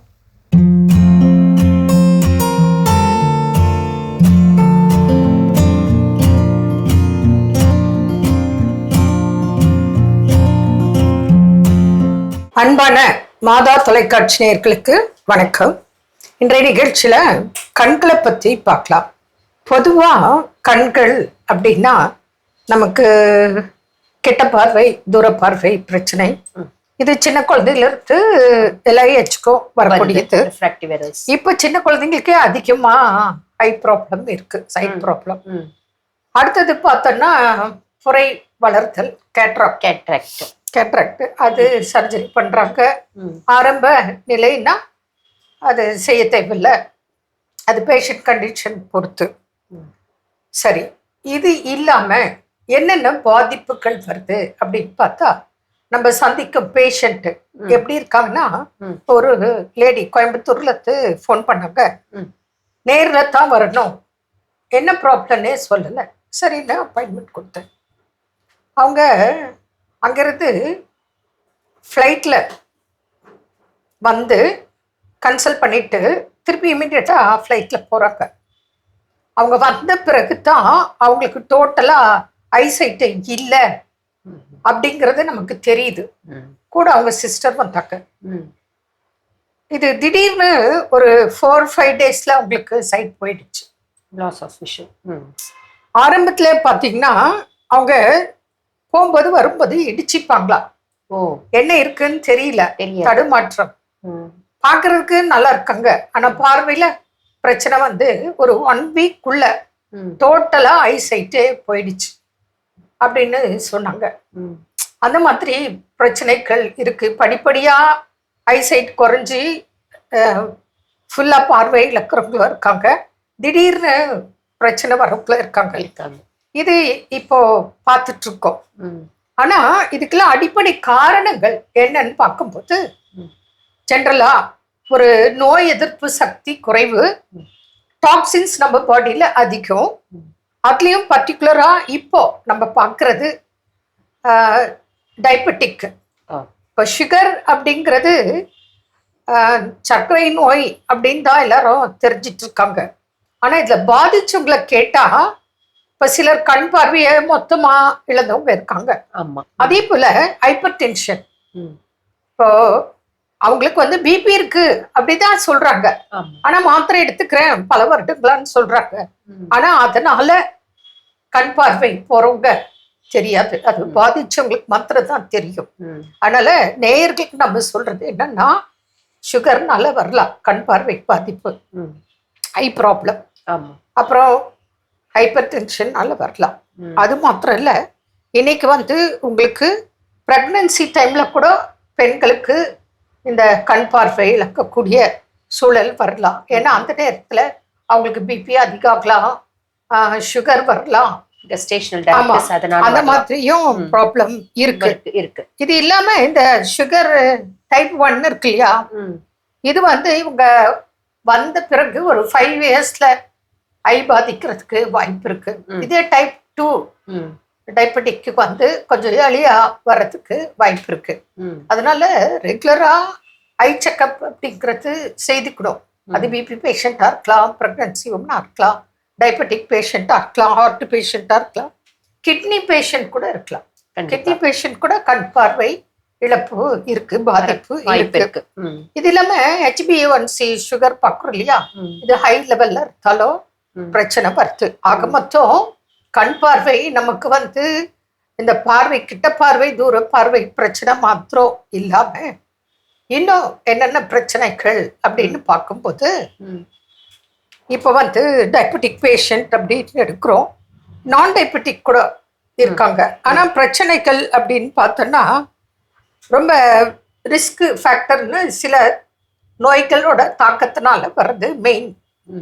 ஜென்ரலாக நம்ம பார்த்தோம்னா இப்போ குளுக்கோமா இருக்கு, ரெட்டினோ டேமேஜ் இருக்கு, ஃபங்கல் இன்ஃபெக்ஷன் வருது, அதுக்கப்புறம் பார்த்தீங்கன்னா ட்ரைனஸ் வருது ஐல, செரோசிஸ் கன்ஜங்டிவா, அப்புறம் வாட்டரி கண்ணில் தண்ணி, அது பாட்டுக்கு சும்மா ஒரு பக்கம் இல்லை 2 பக்கம் கூட அது பாட்டுக்கு தண்ணி வர்றது இருக்கு, கண் செவந்து பொறுத்து இருக்கு, இச்சிங் இருக்கு, ஃபங்கல் இருக்கு. அது இல்லாமல் இன்ஃபெக்ஷன், திடீர்னு ஐல இன்ஃபெக்ஷன் வரலாம், அலர்ஜி வரலாம், ஸ்வெல் ஆகலாம், இந்த மாதிரி பிரச்சனைகள்லாம் இருக்கு. ஏன் டிபி கூட வரலாம் கண்டிப்பா. இது மாத்திரம் இல்லை, இப்போ கேன்சர் கூட வந்து பாதிக்கிறாங்க. அதனால ஐ அப்படின்னு சொன்னா பேசிக்லி எவ்வளோ நம்ம வந்து கண் பார்வை முக்கியமோ அது போல அந்த கண்ணில் வர பிரச்சனைகள் வராமல் பாதுகாக்கும் வழிமுறைகள் இருக்கு. இதுக்கு தான் நம்ம பேஷண்ட் வரும்போது அது ஜென்ரலாகவே கண் பாதிச்சவங்க தான் சொல்லி இல்லை. ஒரு உடற்பயிற்சி யோகா பண்றோம் இல்லையா, எதுக்காக பண்றோம்? ஆரோக்கியத்தை மெயின்டைன் பண்ண. அதே போல கண் ஆரோக்கியத்துக்காக நம்ம வந்து ஸ்பெஷலா எக்ஸசைஸ் சொல்லித்தரோம். அது இல்லாம ஐ கப் வச்சு என்னென்ன மாதிரி வாஷ் இருக்கு, அதை எதெல்லாம் பயன்படுத்தி அந்த கண்ணை வந்து நம்ம சுத்தமா வச்சுக்கணும், ஐசைட் இம்ப்ரூவ் பண்றதுக்கு, கேட்ராக்கு வராம பாதுகாக்கிறதுக்கு, அதாவது வந்ததையும் பாதுகாக்கணும், பாதிப்பு இல்லாம வருமுன் காப்போம் அப்படிங்கிற மாதிரியும் நம்ம ப்ரிகாஷன் ஸ்டெப்ஸ் எடுக்கக்கூடிய வகையில் நம்ம பயிற்சியெல்லாம் சொல்லித்தரோம். சைடு எஃபெக்ட்ஸ் அப்படி கிடைக்காது, எல்லாமே ஃபுட் சப்ளிமெண்ட்ரி. அந்த மாதிரி நிறைய ப்ராடக்ட் ரெடி பண்ணி இப்போ மக்களுக்கு நம்ம கொடுத்துட்ருக்கோம். இதில் பர்டிகுலராக ப்ரெக்னன்சி டைமில் பெண்களுக்கு அவளோட கரு பாதுகாப்புக்கும் அவளோட ஹெல்த்துக்கும் வேண்டியான ஃபுட் சப்ளிமெண்ட்ரி இது போல் நம்ம ரெடி பண்ணி கொடுக்குறோம். அது இல்லாமல் ஜென்ரலாக பெண்களுக்கு ஆண்களுக்கு போன் ஸ்ட்ரென்த்துக்கு அப்படின்னு சொல்லி அதுக்கும் ஃபுட் ப்ராடக்டை நம்ம ரெடி பண்ணி கொடுக்குறோம். இப்போ இதெல்லாம் எதுக்காக அப்படின்னா ஐசைட்டு பாதிக்காம எப்படி மக்கள் வந்து பாதுகாக்கணும். அதாவது பாதிப்பு வந்தவங்களும் நம்மளை தொடர்பு கொண்டு வராங்க, பாதிப்பு இல்லாதவங்களும் வருமுன் காப்போன்னு எச்சரிக்கையாக. இப்போ ஃபேமிலி ஹிஸ்ட்ரி இருக்கு, எல்லாரும் ஸ்பெக்ஸ் போட்டிருப்பாங்க, ஐ ப்ராப்ளம் இருக்கும், இல்லை ஐசைட் போய் இருக்கலாம், அவங்க எல்லாம் கூட முன்னெச்சரிக்கையாக தொடர்பு கொண்டால் உங்களுக்கு வேண்டியான அத்தனை கைட்லைன்ஸும் நம்ம கொடுக்க முடியும். என்ன நேர்களே, மீண்டும் நாளை சந்திப்போம். நன்றி. அன்னை மரியே வாழ்க. சிறப்பு அருமையான நம்ம ஊர் வைத்தியம் பகுதி பார்த்துட்டோம். நிகழ்ச்சியோட நிறைவுக்கும் வந்தாச்சு. இன்னைக்கு நாள் மகிழ்ச்சியோட நம்ம பேசிட்டு இருக்கிறோம். கடவுள் வணக்கம் நிகழ்ச்சியில கணவன் மனைவிக்கு இடையில் இந்த தலைமைத்துவ பண்புகள் மகிழ்ச்சியான திருமண வாழ்க்கைக்கு ரொம்ப ரொம்ப முக்கியம் அப்படின்னு சொல்லி ஃபைனலா என்ன சொல்றாங்க? எஸ், ஒரு அமைதியான மனநிலை அப்படின்றது இரு தரப்பிலுமே இருக்க வேண்டிய ஒரு விஷயம் அப்படின்றது பார்க்கக்கூடிய ஒன்று. அது எப்படி ஒரு குடும்பத்துல வந்து பாத்தீங்கன்னா அந்த மனநிலை வந்து எப்பவுமே ஒரு கணவன் மனைவிக்கு இருவருக்குமே இடையே வந்து ஒரே மாதிரி இருக்குமா அப்படின்னா தெரியாதுதான். ஏன்னா ஒவ்வொரு நாளும் ஒரு காரியங்கள் நடக்கும், ஒரு பிரச்சனைகள் நடக்கும். ஸோ அந்த மனநிலைன்றது அப்படியே மாறிட்டே இருக்கும். ஆனா இது என்ன ஆகும் அப்படின்னா எங்க வந்து ஈடுபடும் அப்படின்னா பொருளாதார வளர்ச்சியில போயிட்டு ஈடுபடும். அவங்களுடைய அந்த வாழ்க்கையுடைய வளர்ச்சி அப்படியே வந்து தடைப்பட்டு நிற்கும். ஸோ இதெல்லாம் நடக்கக்கூடாது அப்படின்னா அந்த மனநிலைன்றது ஒரே மாதிரி எப்பவுமே இருக்கணும். அது வளர்ச்சியை நோக்கிய மனநிலை, அதுதான் ரொம்ப ரொம்ப முக்கியம். குடும்பத்தின் வளர்ச்சியை நோக்கிய மனநிலை. அந்த குடும்ப வளர்ச்சியில கணவனுடைய வளர்ச்சி இருக்குது, மனைவியோட வளர்ச்சி இருக்குது, குழந்தைகளுடைய வளர்ச்சியும் இருக்குது. இதெல்லாம் ரொம்ப ரொம்ப முக்கியம். சொல்லும் போது எனக்கு வந்து நம்முடைய அலுவலகத்தில் கிரீஷ் அப்படின்னு சொல்லி நண்பர் ஒருத்தர் வேலை பார்த்தாரு.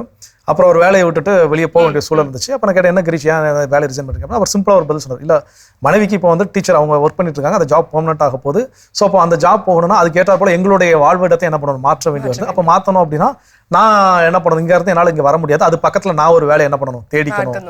ஸோ அப்போ இதுதான் அந்த குடும்பத்தினுடைய வளர்ச்சி. இல்லை நீ என்ன வேலைக்கு போகிறது, எனக்கே இன்னும் பெர்மனெண்ட் ஆள் நீ அப்படிங்கிற ஒரு முரண்பட்டு போய் நின்றுருந்தாங்கன்னா அந்த குடும்பத்துடைய வளர்ச்சி என்ன பண்ணிருக்காது. எனக்கு எத்தனையோ பெற்றோர்கள் என்ன பண்றாங்கன்னா தன்னுடைய குழந்தைகளுடைய படிப்பிற்காக அவங்க ஊரே மாத்திட்டு என்ன பண்றாங்க, போகக்கூடிய சூழல். அந்த படிப்பை முடிக்கிற வரைக்கும் நான் அவங்களோட என்ன பண்றாங்க, இருக்கிறேன் அப்படிங்கிற. ஸோ இதுதான் குடும்பத்தை நோக்கிய வளர்ச்சி, அந்த குடும்பத்தினுடைய வளர்ச்சியை நோக்கிய ஒரு பாதை அப்படிங்கிறது. ஸோ அப்போ இந்த பண்பும் ரொம்ப ரொம்ப முக்கியம். இதுல என்னை விட்டு நீ வளர்ந்தா என்ன, உன்னை விட்டு நான் வளர்ந்தா என்ன அப்படிங்கிற அந்த எண்ணம் மேலோங்கி நீ பெருசா நான் பெருசான்னு இல்லாமல் குடும்பமாக இணைந்து வளரக்கூடிய அந்த தலைமைத்துவ பண்பு மகிழ்ச்சியான குடும்ப வாழ்க்கைக்கு கணவன் மனைவிக்கு ரொம்ப ரொம்ப முக்கியம். ஸோ சிறப்பான நாள், சிறப்பான சிந்தனை. இந்த சிந்தனை கொடுத்த மகிழ்ச்சியோடு இன்னைக்கு யாரெல்லாம் விழா கொண்டாடுறாங்கன்னு பார்க்கலாம்.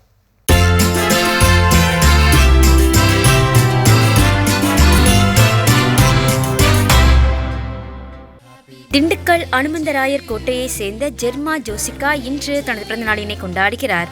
இவரை வாழ்த்துபவர்கள் அப்பா சேவியர், அம்மா கரோலின், தம்பி நெல்ஜோ, சகோதரர்கள், சகோதரிகள், தாத்தா, பாட்டி, மாமாக்கள், அத்தைகள், குடும்பத்தினர், உறவினர்கள் மற்றும் நண்பர்கள்.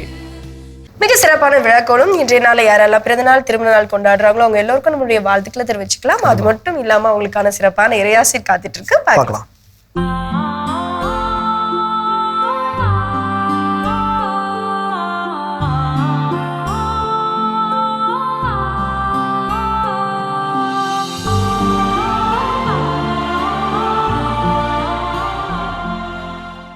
ஆண்டவரின் இறைமக்களே, உங்களை இந்த மாதா தொலைக்காட்சியின் வழியாக பார்ப்பதிலே மனது அக்களிப்பு கொண்டாடுகிறது, ஆக மகிழ்கிறது, களிப்படைகிறது.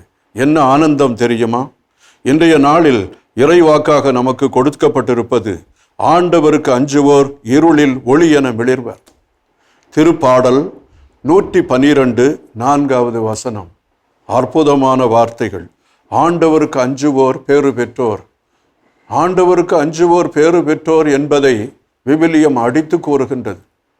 ஆண்டவருக்கு அஞ்சுவோர் என்பது அடிமைத்தனம் அல்ல, அது ஒரு தந்தைக்கும் மகனுக்கும் இடையே இருக்கின்ற உறவு. மதிப்பு கொடுப்பது, அவரை ஆராதிப்பது, வணங்குவது, சொல்லுக்கு செவி சாய்ப்பது, இதையெல்லாம் கூறலாம். ஆம் அன்புக்குரியவர்களே, ஆண்டவருக்கு அஞ்சுவோர் பேறு பெற்றோர். அவர்கள் இருளில் ஒளியென மிளிர்வர். ஆபிரகாம் ஆண்டவருக்கு அஞ்சி நடந்தார். ஆண்டவர் அவரை ஆசீர்வதித்தார். எல்லா நிலைகளிலும் ஆண்டவருடைய திருவுளத்தை ஏற்று அதன்படி நடந்த ஆபிரகாமை ஆண்டவர் ஆசீர்வதித்தார். அவரை அழைத்த பொழுது ஆண்டவர் என்ன சொன்னார் தெரியுமா? உன்னை ஆசீர்வதிப்பேன், உன்னுடைய மக்களை எல்லாம் ஆசீர்வதிப்பேன், நீயே ஒரு ஆசீர்வாதமாக இருப்பாய். அந்த ஆசீர்வாதம் தான் இருளில் ஒளி என எல்லாரையும் ஒளிர்விக்கின்ற ஒளி. நீ இறைவனை நம்ப வேண்டும், இறைவனுடைய திருவுளத்திற்கு ஏற்ப நடக்க வேண்டும், அஞ்சி நடக்க வேண்டும், உண்மை, நீதி, அன்பு இவைகளில் உன்னுடைய கால்களை செலுத்த வேண்டும். இப்படிப்பட்டவர்கள் இருளில் ஒளி என அவர்கள் விழிந்து கொண்டே இருக்கிறார்கள். ஞானாகமும் இதைத்தான் சொல்லுகிறது. அவர்கள் அன்பு செய்வார்கள், மதிப்பு கொடுப்பார்கள், நீதிக்காக தங்கள் உயிரை கொடுக்கவும், உண்மைக்காக அவர்கள் தங்களுடைய வாழ்வை கொடுக்கவும் அவர்கள் ரெடியாக இருப்பார்கள். இதைத்தான் விவிலியம் நமக்கு சொல்லித் தருகிறது. இருளில் ஒளிர்வது என்றால் இருள் சூழ்ந்த உலகில், பாவம் சூழ்ந்த உலகில், தீமை இருக்கின்ற உலகில் நன்மையை எடுத்து காட்டி அவதன்படி நடக்கக்கூடியவன் பேறு பெற்றவன். ஆண்டவர் இயேசு இந்த உலகத்தில் வாழ்ந்த பொழுது இருளில் இருந்த மக்கள் ஒளியை கண்டனர், அவர்கள் விசுவாசத்தை கண்டனர். 3 ஞானிகள் அவர்கள் அஞ்ஞானிகளாக வந்தார்கள். இயேசுவை பார்த்தவுடன் அவர்கள் ஞானிகளாக, புனிதர்களாக, அன்பர்களாக மனம் மாறி அவர்கள் திரும்பி சென்றார்கள். இதுதான் ஆண்டவரை நம்புவோர் இந்த உலகத்தில் இருக்கும் பொழுது அவர்கள் இருளில் ஒளி என அவர்கள் மெலிந்து கொண்டிருக்கிறார்கள் என்பதை நமக்கு கூறுகிறது. அன்புமிக்கவர்களே, இறைவனால் நாம் ஆசீர்வதிக்கப்பட்டவர்கள், அவருடைய திருமுழுக்கினால் நாம் புனிதப்படுத்தப்பட்டவர்கள். இறைவன் காட்டுகின்ற அந்த வழியில் நாம் நடக்க வேண்டும். அவருடைய சொற்களை, அவருடைய போதனைகளை கேட்டு அன்பும் அருளும் நிறைந்தவர்களாக, நம்பிக்கை இழந்தவர்களுக்கு நம்பிக்கையாக கைகோர்த்து செல்லுகின்ற பயணியாக நாம் இருந்து அவர்களுக்கு வாழ்வை காட்ட வேண்டும். ஆண்டவர் உங்களோடு இருப்பாராக, உம் ஆன்மாவோடு இருப்பாராக. தந்தை, மகன் தூய ஆவியார் உங்கள் அனைவரையும் ஆசீர்வதிப்பாராக. ஆமென். மிகச்சிறப்பு. நம்ம அன்பு ஆயரோட இறையாசர் நம்ம அனைவருக்கும் நிறைவாக கிடைச்சிருக்குது. இந்த மகிழ்ச்சியோடு இன்றைய நாளில் கற்றுக்கொண்ட சிறப்பான பாடம் கணவன் மனைவிக்கு இருக்க வேண்டிய தலைமைத்துவ பண்புகள் என்னென்ன அப்படிங்கிறது. ஸோ ஒரு நல்லதொரு குடும்பம் பல்கலைக்கழகம் அப்படிலாம் சொல்லுவாங்க. அப்போ அதை மெயின்டைன் பண்ணுறதுக்குன்னா அந்த தலைமைத்துவ பண்பு ரொம்ப ரொம்ப முக்கியம். அப்போ இதையெல்லாம் எவர் ஒருவர் எந்தெந்த குடும்பத்தில் வளர்த்து எடுத்திருக்கிறார்களோ அவர்களாம் இன்னைக்கு வெற்றி அடைந்த குடும்பத்தினராக, பிறருக்கு முன்மாதிரியான ஒரு குடும்பமாக, இறைவன் விரும்பக்கூடிய ஒரு திருக்குடும்பமாக என்ன பண்ணியிருக்கிறாங்க, உருவாகி இருக்கிறார்கள். அப்போ இது வந்து நடக்குதா நடக்கலன்னு கேட்டால் நிச்சயமாக நடக்கிறது, நடந்து கொண்டிருக்கிறது, இனியும் நடக்கும். அந்த குடும்ப பட்டியலை நாமளும் இடம்பெற வேண்டும் அப்படின்னு நம்ம விருப்பப்பட்டோம், நம்முடைய ஒவ்வொரு குடும்பத்தினரும் அப்படின்னு விருப்பப்பட்டா இந்த தலைமைத்துவ பண்புகளை நம்ம என்ன பண்ணணும், வளர்த்துக்கொள்ள வேண்டும். ஸோ சிறப்பான நல்ல சிறப்பான சிந்தனை கொடுத்த கடவுளுக்கு நன்றி சொல்லி இன்னைக்கு நம்ம நிகழ்ச்சியை நிறைவு செஞ்சதால இனிவே தொடங்கலாம்.